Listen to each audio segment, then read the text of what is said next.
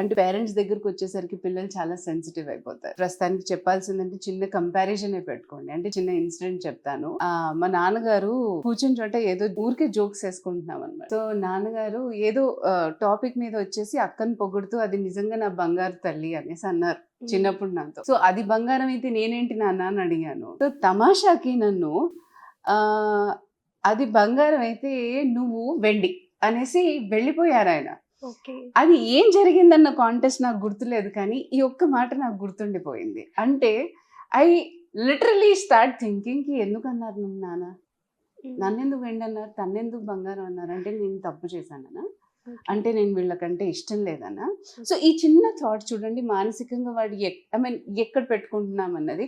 So సరదాగా కూడా మనం వాళ్ళని కొన్ని హర్ట్ చేసే మాటలు, అంటే రిలేషన్షిప్కి సంబంధించిన మాటలు చాలా ఆచితూచి మాట్లాడాలి పిల్లలతో.